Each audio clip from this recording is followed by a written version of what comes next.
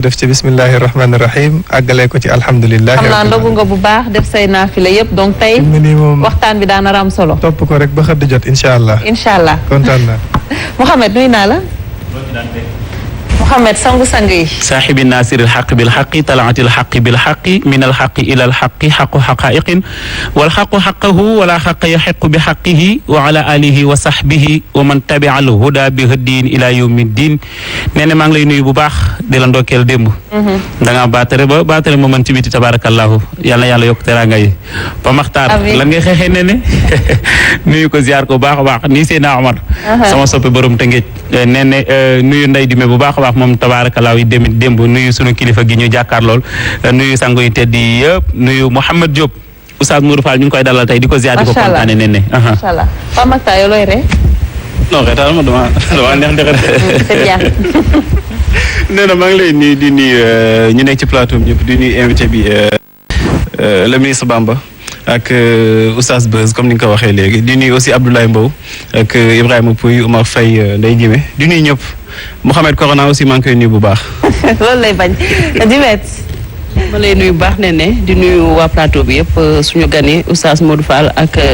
monsieur le ministre Bamba Ndiaye di nuyu tamit ñi toog yëpp jamono ji seen kër di nga seetaan ne. ana Omar Faye. Omar. maa ngi lay ziar. na nga def delloo ziar. ñu ngi ziar bu baax di leen ziar bu baax di ziar invité yi fi toog yëpp ak son chroniqueurs yi ak ñëpp di rafetlu na xam nga ñun suñu guddi Laylatul Qadr yi tey la woon te ngeen am liggéey bu rëy boo xamante ni def ngeen ko ci ñun taalibe Serigne Touba yi donc ñuy ñaan aussi li nga xamante ni mooy mbas bi ci barki guddi gi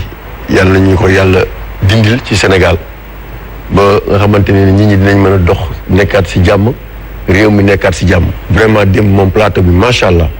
kenn nelawul moo tax tey xam naa ne du ma mën lu bëri sax ndax xam naa mu fi jógee ak guddi gi il faut ma dem tëddi nelaw ndax démb gi yëpp dama ci guddee ba set. en tout cas. jërëjëf. Abdoulaye Mbow. waaw soxna Nene. borom essentiel sama xarit. waaw maa ngi lay ziar di la nuyu bu baax dégg naa da ngay baatare xam naa ni bu ñu paree ma def sama yu baax nga baatareel ma daal di jot daal si sedd sama jigéen Ndeye Dimet sedd si sama copain Pape Matar ak Abo Rijal. ki nga xam ne moom lañ doon wax Chris Waddle waaye tout ça la doon def mais yow dama fàtte ne Ndeye Dimet moo yóbbu baatare bi yëpp. ah déedéet non moom sama jigéen la mu ngi ci internet sama jigéen la di nuyu bu baax monsieur le ministre Mouhamadou Bamba Ndiaye. wax ñëpp asalaamaaleykum wa rahmatullah yaa oustaz Modou Fall siyaar naa la oustaz Mohamed siyaar naa la di siyaar bu baax mbooleemu téléspectateur Sen TV di ñaan tawféex ak taysiir. tawféex ak taysiir Ibrahima Pouy. salaamaaleykum maa ngi nuyu képp koo xam ne maa ngi bokk ak moom plateau bi di nuyu Rijal suma jëwriñ moom nee na xaritam la xam ne man suma jëwriñ la di nuyu Pape Matar Ndeye Dime sëñ Bamba sëñ naa Mohamed ak le professeur Abdoulaye boobu ak képp koo xam ne daal yaa ngi déglu Sen TV di nuyu aussi waa Grand Yoff yi nga xam ne pratiquement fa laa jóge ñuy bàyyi xel émission bu baax aussi di rafetlu dem li amoon fii ci guddi. comme ni ko Rijal waxee rek dem moom képp kuy taalibi Sëñ Tuubaa képp kuy julit sa xol tooy na ci mag ñi ak seen jaar-jaar. di ñaan yàlla li fi amoon dem suñu borom wàccee barke bi ci réew mi rek ba dàq fi mbas mi rek ñu neexal ci jàmm ak salaam. macha allah ñu ngi leen di jaajëfal bu baax a baax donc comme ni ñu koy defee guddi gu nekk xam naa tey tamit dañuy ànd ak Mouhamed Diop dem jëli le point corona. Mouhamed Diop man duma jaaraat fi Pape Makhtar jaar nuyu naa la sangu-sang yi. Pape Makhtar dafay abusé quoi mais baal naa ko moom éternel indigné la maa lay nuyu di nuyu waa Ndumbelaan yëpp ne di nuyu suma jigéen Ndeye Dime monsieur le ministre ak oustaz yi fi nekk yëpp alors tey ni nga ko waxee dañuy dem très rapidement ci li nga xam ci moo di le point du jour ak le ministère de la santé et de l'action sociale ñu defal ñu le point du jour ñu docteur Marie Khemesse Ngom Ndiaye mu andil ñu tey point bi ñu daal di koy ñu daal di fi dikkaat kon commenté ko en chiffres c'est tout de suite. ci junni ak téeméer ak ñaar fukk ak juróom-ñett test yi nga xamante ne def nañ ko téeméer ak ñaar fukk ak dellu si nañ ànd ak doomu jàngoro ji ci yooyu téeméer ak fukk ak juróom-ñeent moom la ñuy wax cas contact yi nga xamante ne suñu bërëbu liggéeykaay yi ñoo ngi koy topp te di ko saytu ñaar la ñuy wax cas communautaire te tey ñu ngi leen di fekk ci Géejawaay am na benn ca Touba tam am na benn. ñeent fukk ak juróom-ñett malade yoo xam ne dañ leen entré woon hôpital biñ leen saytoo gisatuñ ci ñoom doomu jàngoro ji wër nañu. juróom benn cas grave nag ñu ngi tëdd ci fi ñuy wax réanimation mooy ci bërëbu sawetaas yi fii ci hôpital Fann am na benn hôpital principal am na juróom. yeneen i malade yi nga xamante ne ñu ngi tëdd ci lal hôpital ñu leen di fekk seen wér gu yaram mu ngi ànd ak tan Sénégal mu ngi doolee ci dina xarlu di am tiis ci ñaari nit ñi nga xamante ne génn nañu àddina ci li nga xamante ne mooy mbas bi ñuy wax Covid 19. kenn ki moom am na benn góor la boo xamante ne am na juróom fukki at ak juróom-ñett moom mi ngi gaañoo ca këram ci fee ñuy wax Parcelles Assainies fii ci Dakar bi ñu ko defalee test bi nag gis nañ ne dafa ànd ak doomu jàngoro ji. kenn ki moom tamit góor la am na juróom benn fukki at moom mu ngi dëkk ca Pire ci région Thiès moom mi ngi gaañu ci bésu tey bii di àjjuma ci fajar gi ci 6h50 du matin ci hôpital principal fii ci Dakar. voilà mu nekkoon le point du jour ak docteur Marie Khemesse Ngom Ndiaye doon dikkaat ci situation bés bi ci li nga xam te ni moom la soxal ci réew mi di Sénégal alors ba mbas mi duggee ci réew mi ba léegi ne gis nañu ne total confirmé yi ñu ngi toll ci 2310 ñaari junni ak ñetti téeméer ak fukk alors ñi nga xam te ñoo nekk sous traitement ñuy saytu seen yaram ñu ngi toll kon ci 1394 junni ak ñetti téeméer ak juróom-ñeent fukk ak ñeent ñi nga xam te ni faj nañu leen ba nu wér ci mbas mi ñu ngi toll ci 890 districts yi nga xamante ne nii laale nañu ci ñu ngi toll ci fanweer ak juróom di 35 districts touchés total décès yi mooy ñi faatu kon ci mbas mi ni nga ko joxee ni info 5 am na ci ñaar ñu ci yokk donc ñu ngi ko xayma léegi ci ñaar fukk ak juróom muy 25 décès ci Covid 19 ak benn évacué ñu fàttali ni également que ba mbas mi duggee ci réew mi ba léegi mën nañu xayma ci cas contact yi ñu ngi toll ci 2000 ak lu teg léegi yegsi nañu ci baaru 2000 yi alors cas communautaire yi ñu ngi ci 197 muy téeméer ak juróom-ñeent fukk ak juróom-ñaar cas importé yi ñuy toll ci 86 donc li moo nekkoon le point du jour ñuy wéy di sensibiliser rek ndax duñu ci dañ di ci jug di wax ne ñuy raxas loxo yi di dandante respecter distanciation physique bi waaye itam di takk masque lu ci am solo la ndax ñoo mën a daan corona. merci Mohamed wax nga ko léegi xam naa dañuy bàyyi peut-être très rapidement monsieur le ministre intervenir ci loolu laata ñuy jàll actualité gis nañ ko lim baa ngi yokku mais de plus en plus monsieur le ministre ñu ngi gis ne que nombre de décès yi aussi ñu ngi augmenté tey encore wàññi nañ ci ñaar mu nekk loo xamante ne xaw na doy wax tuuti pour Sénégal. waaw dëgg la Néné Aïcha lim bi mu ngi yokku chaque jour. Nombre de décès yi aussi comme ni nga ko waxee mi ngi yokku ñu ngi ñaan yàlla mu jële fi mbas mi comme ni ñu ko waxee léegi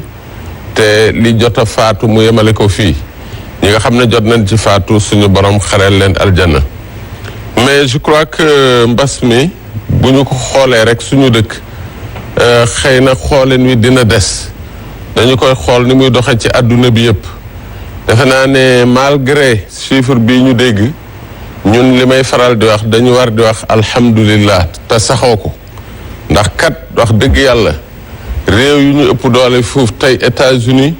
mi ngi ci 86 000 décès et quelques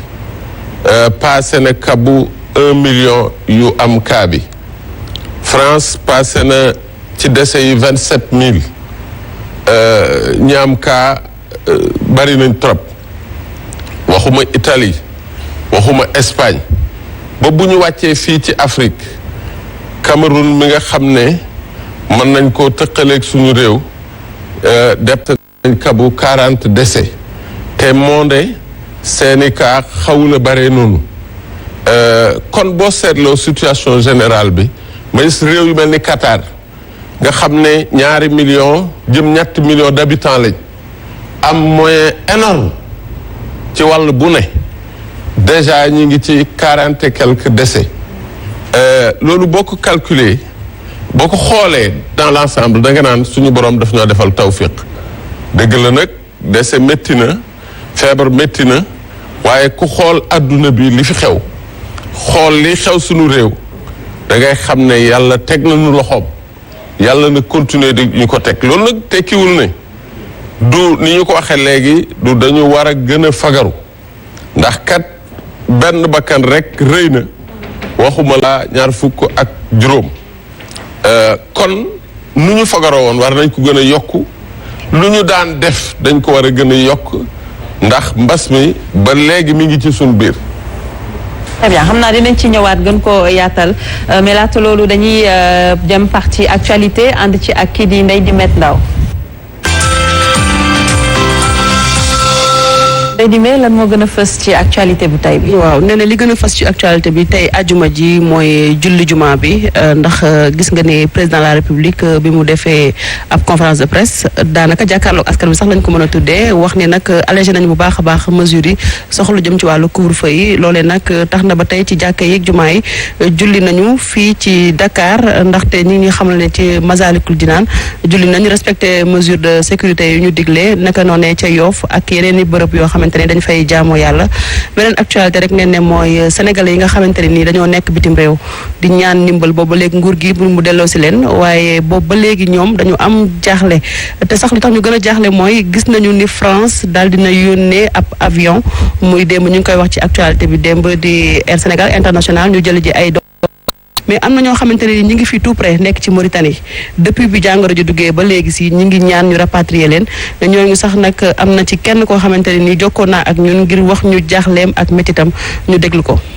nañ ci dellu si waat. par rapport ak élément boobu. voilà xanaa rek tëjee peut-être ak Moïse Sarr nga xam ne nag moom mooy secrétaire d'État soxal lu jëm ci wàllu sénégalais yi nekk bitim réew moom nag àdduna ndax wax na ne plus de 1000 et quelques doomu sénégalais jamono ji ñoom ñoo bloqué wu rek ci frontières yi nee na nag autorités yi jël nañ ay mesures yëpp yoo xamante ne ni tey war nañ ko jël ngir sénégalais yooyu daal di ñibbisi bu fekkente ni élément bi teewlu na ndax Fabrice Ngema moo jokk ak moom ci téléphone.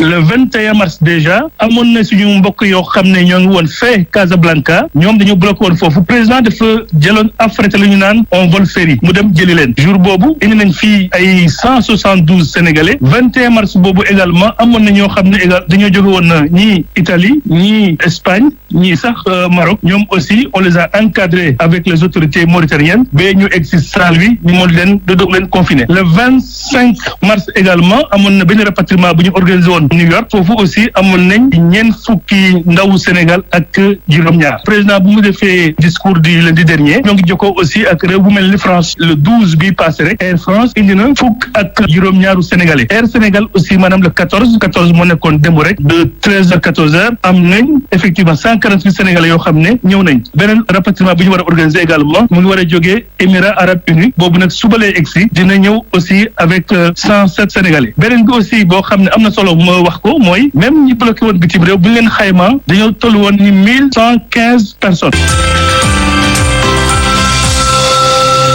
voilà actualité bi daanaka nee ne loolu moo ci gënoon a fës bu weesoo julli jumaa yi nga xamante ne ni nit ñi commencé nañ di fa demaat ak doomu Sénégal yi nga xamante ne ni ba léegi si ñu ngi bëgg a ñibbi si mu leen.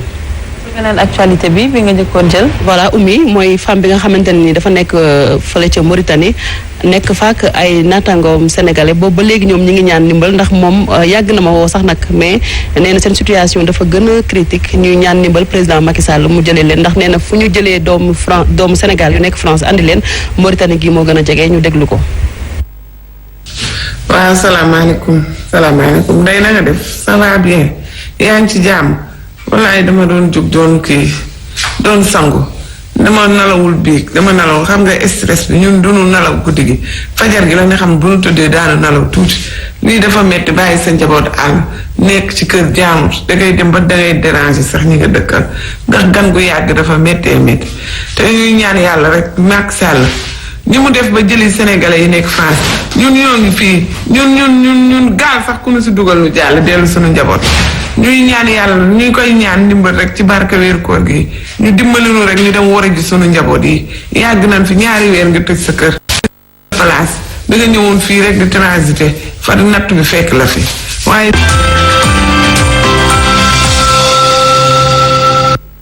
voilà nee na ñoo ko gisandoo noonu muy ay doomu Sénégal